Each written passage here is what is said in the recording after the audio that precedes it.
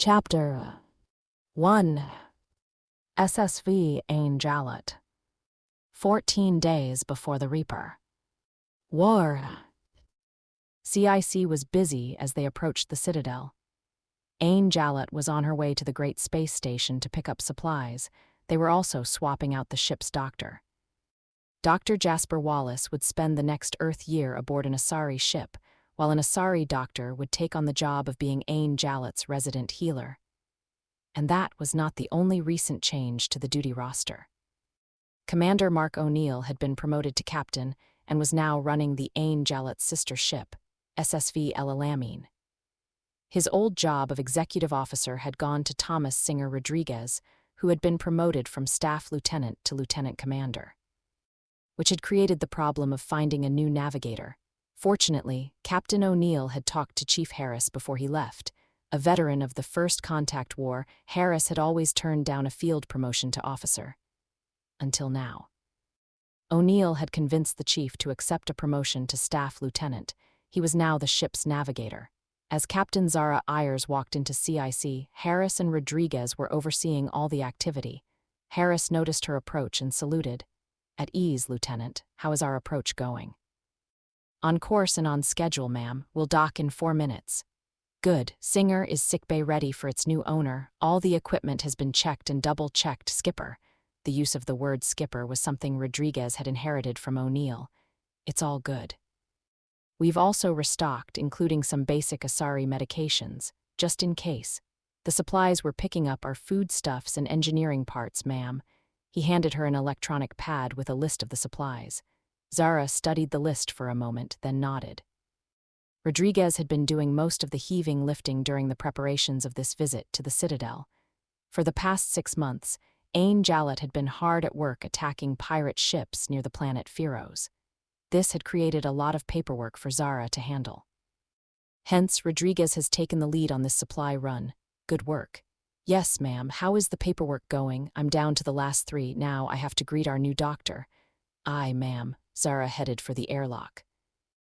Dr. Vara Telos was young for an Asari. When your species lived for 1,000 years, 75 meant you were practically a teenager.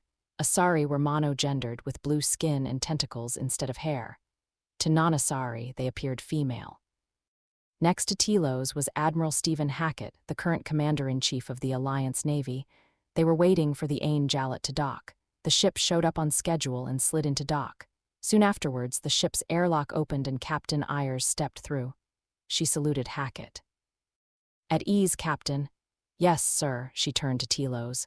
"Dr. Telos, I presume?" "Captain Ayers, it's a pleasure to meet you. Permission to come aboard." "Granted." "Dr. Wallace is in sick bay to help you settle in. It's on the middle deck, Doctor." "Thank you, Captain." Telos boarded the ship while Ayers turned to Hackett. "Nobody told us you were coming, sir. Is something wrong?" "I was supposed to return to Arcturus Station aboard the SSV Einstein, but she is in dry dock with engine trouble. I saw a chance to see your ship in action firsthand." "Yes, sir." Permission to board granted. The two of them boarded the ship together. Lieutenant Frederick Rick McKinley was surprised to see Admiral Hackett board, but did his best to hide it.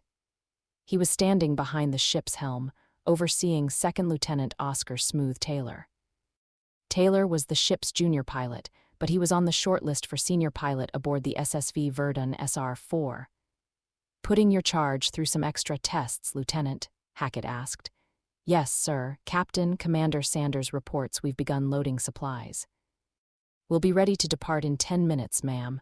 "Excellent. Admiral Hackett will be coming with us to Arcturus Station." "Yes, ma'am." And with that, the Admiral and the Captain made their way deeper into the ship. Rick wondered where the Admiral would berth. They couldn't berth the Commander-in-Chief of the Navy in one of the ship's sleeping pod, couldn't they? Chapter 2. Captain Ayers had offered her quarters, but Hackett wouldn't hear of it. Hot bunking in the sleeping pods was good enough for him. Instead, her crew had turned a storage room behind sickbay into an office/bedroom for him. So far, he had been impressed by the crew's performance. He was checking his messages and saw that Captain Ayers had caught up on her reports. Commander Sanders, Ain Jalut's chief engineer, had installed a doorbell for the room, which was now being rung. "Enter." Claudia Sanders entered, Sanders had been promoted to lieutenant commander last year. It would be a couple more years before she could make staff commander, but Hackett was seriously giving thought to putting her on the lateral promotion list. "Sir, you're needed in the captain's quarters. We have an issue that the captain requests your help with." "Commander, I've been wearing the uniform long enough to know when somebody is tiptoeing. Out with it, that's an order." "We've found a stowaway, sir." Sanders made a face. Any other stowaway, the captain would have thrown the book at them and called it a day, but this one appears to be a miner, sir. "How did a miner get aboard this ship, Commander?" There was a sharp edge to his voice now. "We're investigating that now, Admiral, but it's more a show-don't-tell situation, sir. Lead the way then, Commander," Hackett said as he stood up. Sanders led the way out of the room. Several minutes earlier, serviceman David Kepler had been moving around supplies around the cargo bay. Something about one of the barrels had felt off, so he had opened it up. Instead of finding fuel for the M35 Mako, he had found what he guessed was a 12-year-old human girl. She was skinny, she was dirty, and she was clearly scared out of her wits. Since Kepler had lifted her from the barrel, she had not said a word. Kepler had sent a note to Dr. Telos saying that she was far too light for a girl her age. At the moment, she was sitting on a crate while staring at her feet. When Hackett and Sanders entered, she pulled her legs closer to her body. The Admiral noticed but said nothing. They reached the barrel. "We found this, Admiral." Sanders reached into the barrel. "It's a sensor jammer, sir." She handed the device to Hackett. It was a square device with a power switch. From the looks of it, it had been built from scavenged parts. As Hackett studied it, Captain Ayers entered the cargo bay. She walked straight to Kepler. "Has she said anything?" "Not a word, ma'am." Ayers turned the attention to the girl. The captain was wearing her best stern face. "You're in deep trouble, young lady. Stowing away on a System Alliance Navy vessel is a serious offense. We'll lock you up and throw away the key." Across the cargo bay, Hackett realized why he was here. He lowered his voice as he addressed Sanders. "Really, she wants me to be the good cop. You were good at science at her age, sir. The captain thought it might help, Admiral." "I see." Hackett took the improvised jammer and crossed the cargo bay. Ayers was still giving her bad cop speech as he sat down next to the girl. "This is pretty smart. Where did you get the parts?" "Uncle Epal, he's an Elker who lives on our street. He has a store." And thus began the interrogation of Erin McKinley. Erin McKinley was indeed 12 years old and the twin sister of Olaf McKinley. They had been born on the Citadel to Erin and Karen McKinley. Erin worked in Citadel maintenance and repair, while Karen worked in a flower shop, and they had never loved one another. But one night they had gotten really drunk and made the twins. Telling their parents the truth was not an option, so they had played the part of happy couple and gotten married. In the years since, Erin's grandparents had passed away, and her parents' marriage had gone downhill fast. These days they only communicated in swear words while their lawyers did the same. Erin and Olaf were left to fend for themselves. Still, they had found ways to eat. One day, Erin had been trading one of her daddy's bottle of booze for a fish when 2 dockworkers had entered the store. Their odd clothes had made her ask the story owner, Mr. Barris, what they did. As he explained, she had an idea. When she had come home, there had been an electronic pad on the kitchen table. Erin and Olaf had never been to school. Their parents couldn't pay for it. But the neighbors had taught them what they could.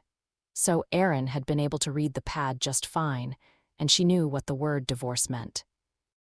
"I'm not going to let Mom and Dad split me and Olaf up. If we can move to an Asari or Tyrian planet, they'll never find us."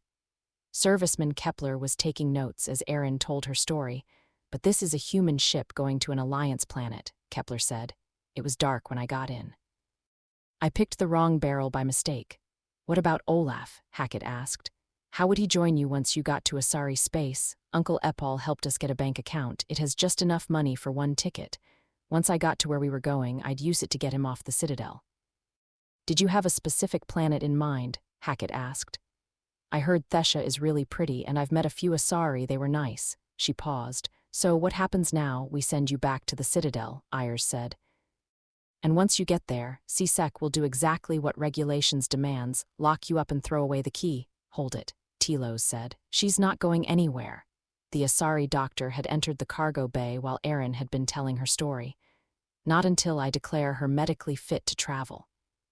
"Is that clear? Yes, doctor, Ayers said. Tilos offered Erin her hand. She looked at Hackett, who gave her a nod. She hopped off the crate and took the offered hand. Hackett waited until the human girl and the Asari doctor were gone before turning to Ayers. Captain, I wanted to know how this happened, and the answers had better be good. I've already ordered a full investigation, sir. Lieutenant Commander Rodriguez is overseeing it at this very moment, Admiral. Good. I want an update in 2 hours, Captain. I'll be in my quarters. He headed for the elevator back to the crew deck. Demanding the update was his way of throwing down the gauntlet.